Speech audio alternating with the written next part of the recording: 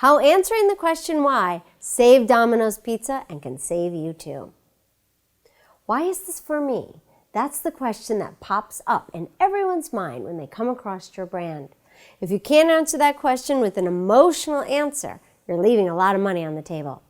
Today, you'll see how honestly answering the why question saved Domino's Pizza from a bad reputation and a decline in sales. You will face this moment, and the survival of your brand depends on how clearly you can answer the why.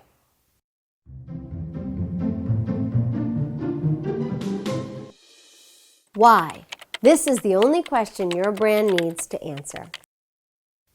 Hey everyone, it's Canon Wing from Inspiration to Millions.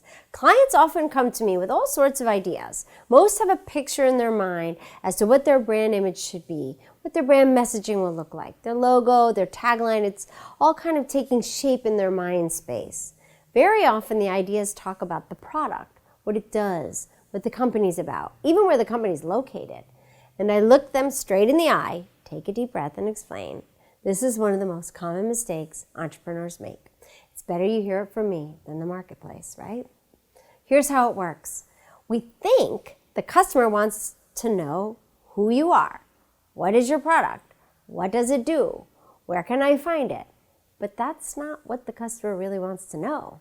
The key question, the pivotal question, rather the only question in the minds of your ideal individual is, why? Why is this for me? Answering that question, starting your brand message with addressing that key question is what makes you come out of nowhere and take the market by storm. Today, we'll look at how we can achieve this, how we can build our brand message to answer this why question. Answer it accurately, honestly, and on point for our ideal individuals. Products are made in the factory, but brands are created in the hearts of those who use them. Now, this may be a bit of branding cliche, but like all cliches, it's based on a central truth of branding. In the crowded, sometimes muddled space of the human mind, there's a constant bombardment of ideas, sounds, smells, feelings, images. There's a constant jostling for space and attention. Over the years, our memories and experience, they've become like old friends. They're layers of memories and experiences that an idea has to navigate through in order to penetrate into the mind of your ideal individual.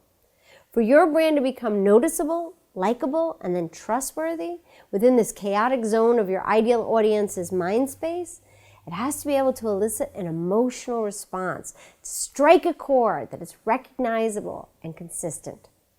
Your brand is a set of expectations, memories, stories, and relationships taken together. Each brand that occupies bandwidth within the mind of your ideal audience has done so because of a complex process that encompasses all of these. This is because a brand is not just a logo or your tagline. It's not just your physical online store. It's an entire experience. Just like Jonathan Lister from LinkedIn said, speak to your audience in their language about what's in their heart. It is very easy for a brand to be dismissed and turned away in the crowded territory of the mind. There's a natural suspicion of the new and the unknown, and the mind is automatically resistant to change. So unless a brand is able to relate to the things that matter to the ideal individual, they will not gain an audience from them. For your brand to jostle for space, for bandwidth, it has to do something exceptional. It needs to answer the why, and the answer needs to be emotional. Aim for something new, but also familiar. As a branding professional, I've always guided my clients in this direction. Encourage them to offer their ideal individuals an experience that is new enough to be eye-catching, interesting, and exciting, but also familiar enough to elicit a positive emotional response based on previous memories and choices. This balance is vital to strike, as well as demonstrated by the case study of Domino's and the Domino's turnaround. Okay, so the Domino's turnaround story is incredible. Did you know what those 3 dots on the Domino's delivery box, what they stand for? They stood for the 3 stores that the brand consisted of in the beginning. The first store was taken over in 1963 and 2 additional pizzerias purchased in 1965. This was the start of Domino's Pizza Inc. They wanted to keep adding dots for each new store that opened. That's kind of cool, right? But they quickly dropped that idea when their rapid expansion of the brand brought a total of 200 stores by 1978. The brand then expanded overseas and became known like a known name globally, synonymous with quick, convenient pizza deliveries. Pretty good, right? So Domino's was a steady success story that continued to grow and spread to new corners of the world. Okay, cut forward to 2009, when things went downhill for the brand. The brand image encountered a significant setback in the form of negative customer feedback. The most frequent charge leveled was that the pizza crust tastes like cardboard. Some said that even microwave pizza tastes better. The Domino's pizza seemed to have no flavor whatsoever. It was tough for everyone to hear this at Domino's, this type of unforgiving criticism. The cooks, the people taking the orders, at the checkout, the delivery people were hearing it. Everyone was hearing this. So when Patrick Doyle took over Domino's in 2010, there were two options before the company. Get down and strike a defense stance, or take all that criticism positively and light a fire under the Domino's people to completely reinvent the wheel in terms of the whole customer experience. A unique, hardline ad campaign followed.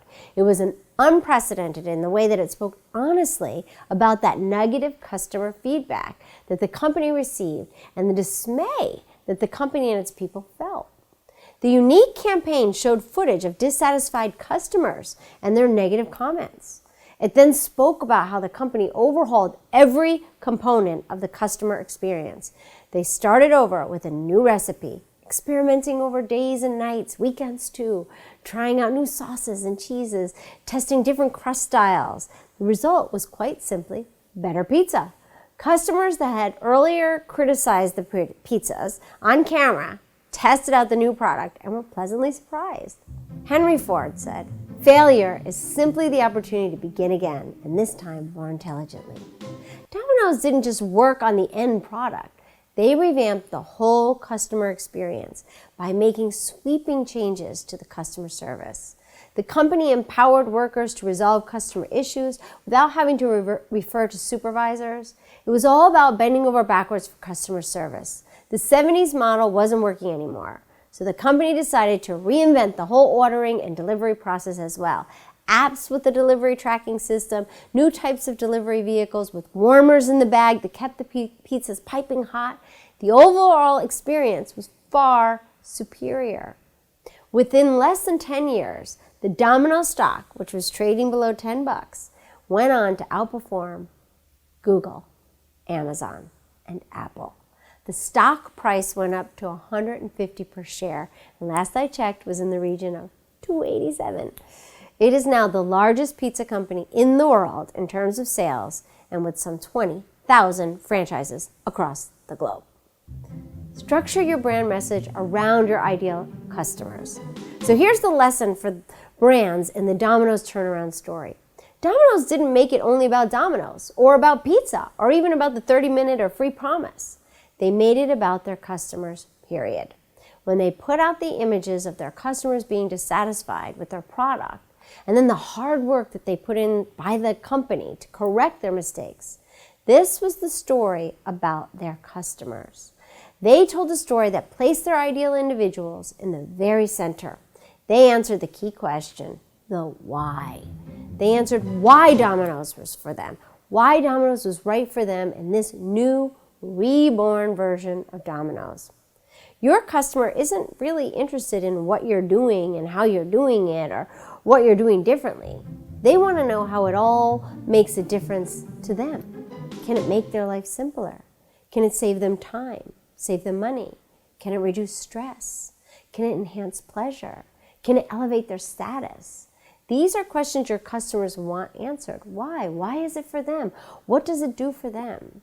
Domino's answered those questions by telling a story of reinventing a product from scratch, a tastier pizza, based on the needs of their customers. They made the app user-friendly. They made sure the pizza arrived hot in the customer's doorstep.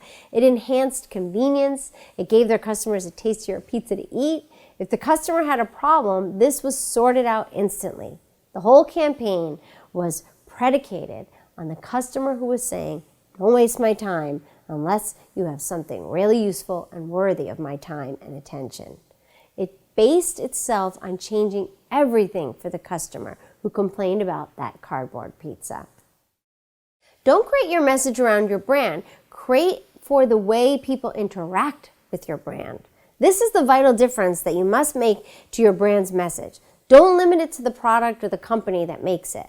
Like marketer Jay Baer says, if your stories are all about your products and services, that's not storytelling, it's a brochure. The best brand messages are about the customer and how the product will change their life based on their reality. Make your brand about that. What is your brand message about? Does it answer the key question on your ideal individual's mind? Does it tell them why it is for them? Does it offer them something new but familiar? If not, go back to the drawing board. Engage emotions, show respect. Do this right now. List out a few ways in which your brand can change your ideal individual's life for the better, and then start your brand message with that. Once you've answered the question, why your ideal individual should choose you, go on to the litmus test question. Can you name the emotion it fulfills? Love, satisfaction, fear, conquest, victory, joy? Remember, it isn't just a product or service they buy from you. They buy the feeling. They buy the emotion that your brand evokes. Ask yourself, is it the one you want or is it the one they want? Thanks for joining me today. Let me leave you with this one last thought. Nobody reads an ad. People read what interests them. Sometimes it's an ad. So make it about them. Put them in the center. Tell them why it's good for them, why it's perfect for them. That's how you too can be an inspiration to millions. Like I always say, for long-lasting success, love what you do and love how you do it. Thanks for watching. Don't miss out on a single thing. Subscribe below. And here's something else I think you'll love.